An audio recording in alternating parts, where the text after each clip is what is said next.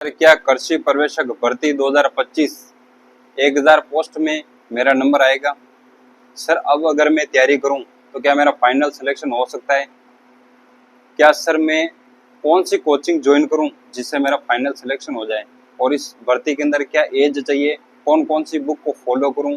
कौन कौन सी कोचिंग के एमसीक्यू बेच को लूं या फिर सेल्फ स्टडी करूं? तमाम क्वेश्चन की जानकारी के लिए और कृषि पर्यवेक्षक की क्या स्ट्रेटेजी रखनी चाहिए आपको, इस भर्ती के बारे में इस वीडियो के अंदर संपूर्ण जानकारी दूंगा। आप अगर अपने यूट्यूब चैनल पर आप नए हैं तो जरूर सब्सक्राइब करें। इस प्रकार की जानकारी आपको समय समय पर मिलती रहती है। तो सबसे पहले अपन बात करेंगे इस एग्रीकल्चर सुपरवाइजर भर्ती के पद कितने आ रहे हैं 2025 में जो होने वाली है। तो इसमें 1000 प्लस पद आने की पूरी संभावना है, जो कि हनुमान चौधरी सर ने ट्वीट करके 2-3 दिन पहले बताया था और उसकी न्यूज़ आपको मिल चुकी होगी, है ना। तो इसमें 1000 प्लस पोस्टें आने वाली, काफ़ी अच्छी भर्ती रहने वाली है। दूसरा क्वेश्चन है कि सर इसमें एलिजिबिलिटी क्या है, योग्यता का है, योग्यता क्या है? तो अगर आपने 12th से एग्रीकल्चर से पास कर रखी है तो आप इसके लिए योग्यता प्राप्त कर चुके हैं, या फिर आपने बीएससी एग्रीकल्चर कर रखी है किसी भी यूनिवर्सिटी से और आपकी 11th-12th में मैथ या बायोलॉजी सब्जेक्ट था तो आप इस भर्ती के अंदर एलिजिबल हो। तीसरा क्वेश्चन है सर इसके अंदर एज क्या होनी चाहिए? कम से कम एज होनी चाहिए आपकी 18 प्लस के हो गए तो इस भर्ती के अंदर शामिल हो सकते हो, और मैक्सिमम जो एज है वो 35 से 40 के आसपास होती है ना।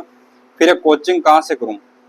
सबसे पहले मैं आपको बता दूं कि इस भर्ती के अंदर अगर आपने 12वीं पास करके अगर आप तैयारी कर रहे हो तो आपको 100% कोचिंग की जरूरत है, क्योंकि किस प्रकार के पैटर्न के क्वेश्चन आते हैं, किस प्रकार से किस टॉपिक से कौन से क्वेश्चन आते हैं, इसके बारे में आपको जानकारी केवल और केवल कोचिंग से हो सकती है। अगर आपने पिछली भर्ती में पेपर दे रखा है तो इस बार आपको कोचिंग से कोर्स लेने की ऑनलाइन या फिर ऑफलाइन कहीं से ज्वाइन करने की बिल्कुल भी जरूरत नहीं है। केवल और केवल आपके जो पुराने नोट्स हैं उनको और सेल्फ स्टडी करके आप इस भर्ती के अंदर अपना जो नाम है वो सुनिश्चित कर सकते हैं। फिर है कि सर मैं महीने में 15 दिन तो पढ़ता हूँ, फिर 15 दिन के बाद 16वें-17वें दिन नेगेटिविटी आ जाती, फिर पढ़ नहीं पाता हूँ। ऐसा अक्सर अच्छे पढ़ने वाले इंसान के साथ ही होता है, क्योंकि नेगेटिविटी आना भी ज़रूरी है। लगातार आप किसी भी काम को करते रह रहे हो तो उसकी जो एफिशिएंसी वो कम हो जाती है।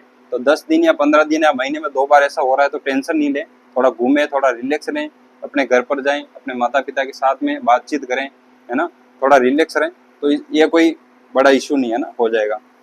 फिर है सर 1000 सीट में मेरा सिलेक्शन कैसे होगा? मैं बात करूं 2023 की भर्ती के अंदर बहुत ही कम पोस्टें थी, 430 के अंदर। मुझे भी विश्वास नहीं था कि मेरा सिलेक्शन हो जाएगा, लेकिन मुझे ये था कि इस बार मैं अंतिम बार तैयारी कर रहा हूँ, क्योंकि ये मेरा तीसरी बार अटेम्प्ट था। अंतिम बार सोच के मैंने तैयारी की, मैंने सोचा होगा तो ठीक है, नहीं होगा तो कोई बात नहीं, क्योंकि सरकारी नौकरी जीवन निर्वाह का एक साधन है, न कि जिंदगी है। तो आप इस चीज़ को अपने दिमाग में ज़्यादा हावी नहीं होने दें, क्योंकि आपको ओनली फॉर एक सीट से मतलब है और पदों की संख्या 1000 है, तो आपका आराम से सिलेक्शन हो जाएगा, है ना। फिर एमसीक्यू और टेस्ट प्रैक्टिस। एमसीक्यू कहाँ से ज्वाइन करूँ, टेस्ट की जो प्रैक्टिस है वो कहाँ से करूँ? अगर आपका सिलेबस हो गया है तो आप सिलेबस के अकॉर्डिंग बहुत सारे इंस्टीट्यूट जो है बुक देते हैं। जैसे कि आपने एग्रोनॉमी में पोषक तत्व का जो है टॉपिक पढ़ा आज, तो उसके क्वेश्चन पीछे वाली साइड पे दे रखे, जितने भी न्यूट्रिएंट्स के क्वेश्चन आप उसी दिन कर लीजिए। हो सकता है किसी न्यूट्रिएंट के अंदर आपने कम पढ़ा और वहां से एमसीक्यू के अंदर कुछ नई चीज मिलती है तो आप उसको ऐड कर लेना। फिर दूसरी चीज है, यूट्यूब पे अगर आप डालोगे ना न्यूट्रिएंट्स एमसीक्यू एग्रीकल्चर ऐसा कुछ डालोगे, वहां तो लाइन लग जाएगी। बहुत सारे यूट्यूब चैनल वाले, बहुत सारे कोचिंग संस्थान वाले जो कि फ्री ऑफ कॉस्ट आपको इस प्रकार के मटेरियल स्टडी प्रोवाइड करवाते रहते हैं, तो वहां से भी आप कर सकते हो।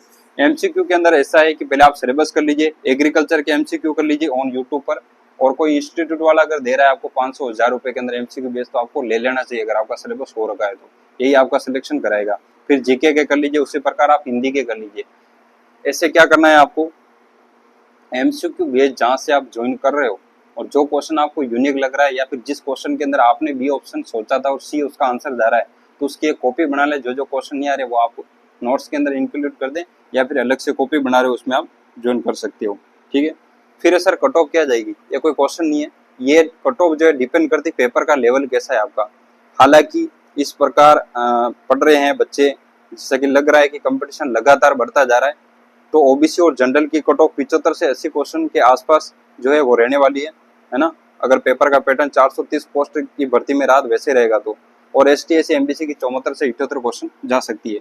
हालांकि मैं पहले बता दूं कट ऑफ डिपेंड करती पेपर के लेवल पर, फिर भी बहुत सारे भाई बहनों का क्वेश्चन था इसलिए मैंने बताया है ना। और भी कोई आपका क्वेश्चन हो इस भर्ती के रिगार्डिंग तो मुझे बताएं। और इसकी परीक्षा जो 8 मार्च को होने वाली है, 8 महीने बाकी है। अगर अभी से भी कोई बच्चा अगर तैयारी में लगता है तो आराम से उसको फाइनल सिलेक्शन करवा सकता है। 8 महीने बहुत होते हैं ना। और भी आपका इस भर्ती के रिगार्डिंग कोई क्वेश्चन हो तो अपने इस YouTube चैनल पर कमेंट करें। आपने ये वीडियो देखा इसके लिए आपका बहुत बहुत धन्यवाद। Thank you so much.